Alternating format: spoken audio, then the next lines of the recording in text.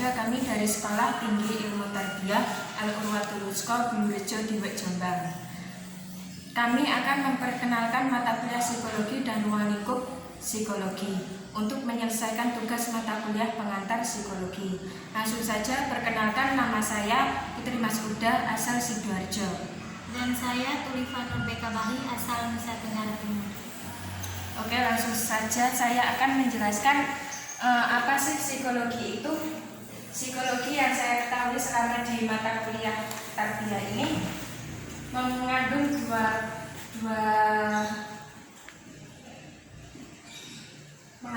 kata, yaitu dari psikologi, sais dan logos. Sais yang mengandung arti jiwa dan logos yang mengandung arti ilmu pengetahuan.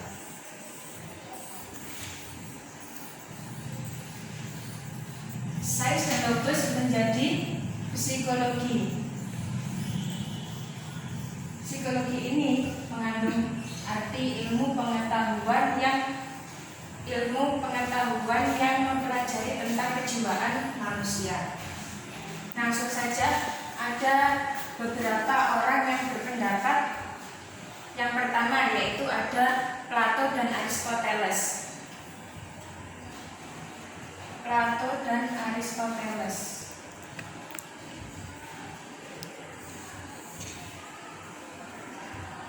Plato dan Aristoteles ini berpendapat bahwa psikologi itu adalah ilmu yang mempelajari tentang hakikat jiwa serta prosesnya sampai akhir. Lalu yang kedua ada Wilhelm Wundt yang menyatakan psikologi itu adalah pengalaman-pengalaman yang timbul dari diri dalam manusia, seperti perasaan, pikiran, dan kehendak manusia itu sendiri. Lalu yang ketiga ada Woodward dan Marquis. Woodward dan Marquis ini berpendapat bahwa psikologi itu adalah ilmu yang mempelajari tentang kegiatan atau aktivitas manusia sejak dia di dalam kandungan dan sampai meninggal dunia. Yang terakhir yaitu keempat ada Dr. Singha Gunarsa. Dr. Singha Gunarsa ini berpendapat bahwa psikologi adalah ilmu yang mempelajari tentang tingkah laku manusia. Jadi dari sini kita mengetahui bahwa psikologi pada intinya itu ilmu yang mempelajari tentang kegiatan atau aktivitas tingkah laku manusia pada lingkungan atau pada lingkungan sekitarnya. Langsung saja yang kedua yaitu ada ruang lingkup psikologi. Di sini psikologi dibagi menjadi dua. Ada psikologi umum, yang kedua ada psikologi khusus.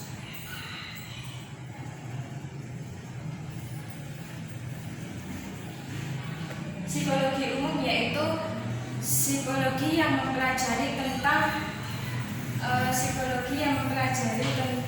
kegiatan atau aktivitas yang manusia pada umumnya dilakukan.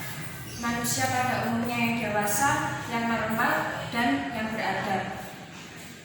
Lalu apa yang dimaksud dengan psikologi khusus? Psikologi khusus yaitu ilmu yang psikologi yang mempelajari tentang kegiatan-kegiatan yang dari segi kekhususan psikis manusia.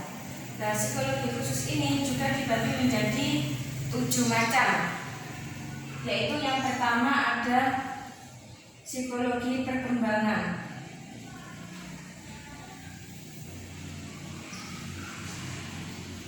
Psikologi perkembangan yaitu psikologi yang mempelajari tentang perkembangan manusia sejak bayi sampai tua. Lalu yang kedua ada psikologi sosial.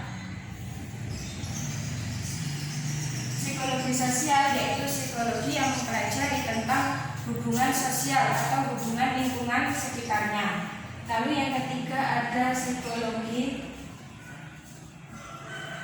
pendidikan.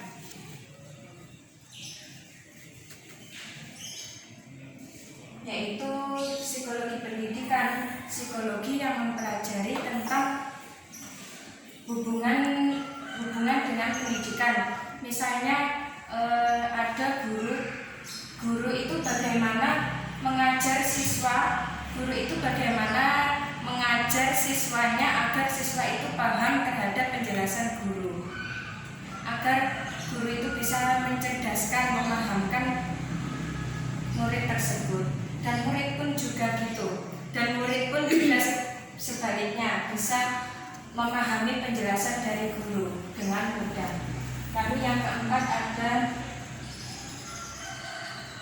psikologi kepribadian.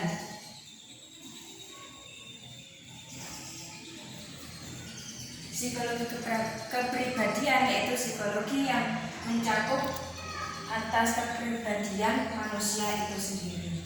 Yang kelima ada psikologi psikopatologi, yaitu psikologi yang mempelajari tentang fisik manusia yang abnormal atau tidak normal. Tidak normal maksudnya yaitu ketidaksempurnaannya fisik manusia. Lalu yang keenam ada psikologi kriminal.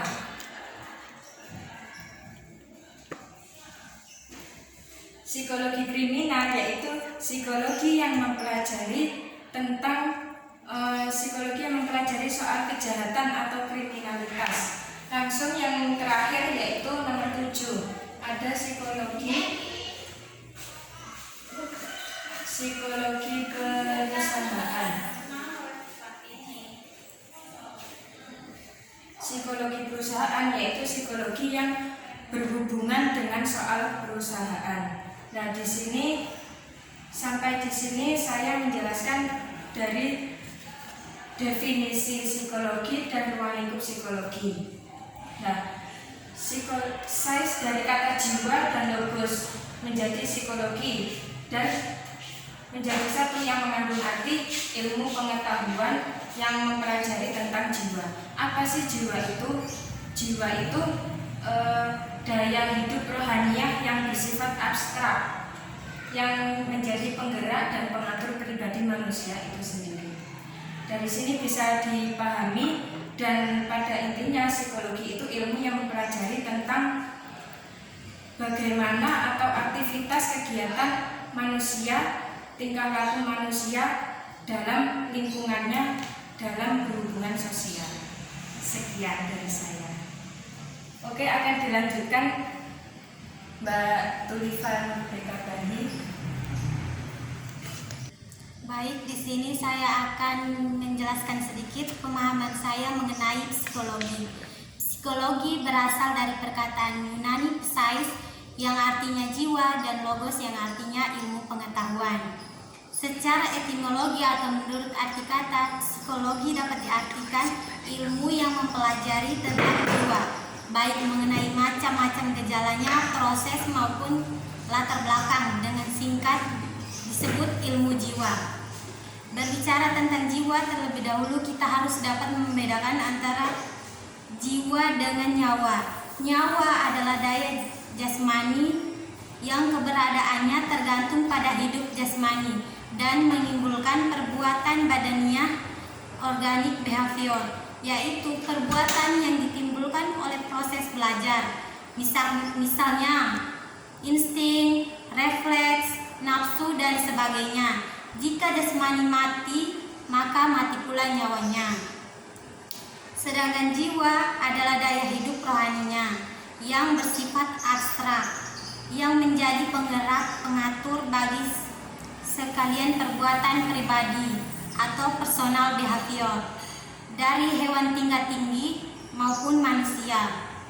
Karena sifatnya yang abstrak, maka kita dapat mengetahui jiwa secara wajar, melainkan kita hanya dapat mengenali gejalanya saja. Demikian pula hakikat jiwa.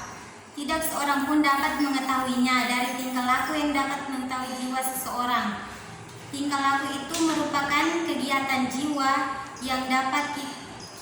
yang kita dapat dari luar. Pernyataan jiwa itu kita namakan gejala jiwa. Di antaranya mengamati, menanggapi, mengingat, memikir, dan dari situlah orang kemudian memberi definisi ilmu jiwa, yaitu ilmu yang mempelajari tentang tingkah laku manusia. Berikutnya, ruang lingkup psikologi. Ruang lingkup psikologi yang saya ketahui dibagi menjadi dua, yaitu psikologi umum dan psikologi khusus. Yang pertama, psikologi umum. Psikologi umum ialah psikologi yang menyelidiki dan mempelajari kegiatan-kegiatan atau aktivitas psikis manusia pada umumnya, yang dewasa, yang normal, dan yang beradab atau berkultur. Yang berikut, psikologi khusus ialah psikologi yang menyelidiki dan mempelajari segi-segi kekhususan dan aktivitas psikis manusia. Psikologi khusus ini ada bermacam-macam, antara lain psikologi perkembangan, yaitu psikologi yang membicarakan perkembangan psikis manusia dari masa bayi sampai tua, yang mencakup yang pertama psikologi anak atau mencakup masa bayi, yang kedua psikologi puber dan adolescensi atau psikologi pemuda, yang berikut psikologi orang dewasa, yang keempat psikologi orang tua, yang kedua psikologi sosial, yaitu psikologi khusus yang membicarakan tentang tingkah laku atau aktivitas manusia dalam hubungannya dengan situasi sosial. Yang ketiga, psikologi pendidikan, yaitu psikologi yang khusus menguraikan kegiatan atau aktivitas manusia dalam hubungannya dengan situasi pendidikan, misalnya bagaimana cara agar menarik perhatian belajar dapat dengan mudah diterima, bagaimana cara belajar, dan sebagainya. Yang keempat, psikologi kepribadian. Yang keempat, psikologi kepribadian dan tipologi, yaitu psikologi yang khusus menguraikan tentang struktur kepribadian manusia, mengenai tipe-tipe kepribadian manusia. Yang kelima, psikopatologi, yaitu psikologi yang khusus menguraikan mengenai keadaan psikis yang tidak normal atau abnormal. Yang keenam, psikologi kriminal, yaitu psikologi yang menguraikan soal kejahatan atau kriminal. Yang ketujuh, psikologi perusahaan, yaitu psikologi yang khusus berhubungan dengan soal-soal perusahaan, misalnya dalam bermacam-macam bidang, misalnya dalam bidang pendidikan, psikologi pendidikan, dan dalam bidang industri atau perusahaan, psikologi industri atau psikologi perusahaan, dan dalam politik atau psikologi klinik dan sebagainya. Sekian dari saya.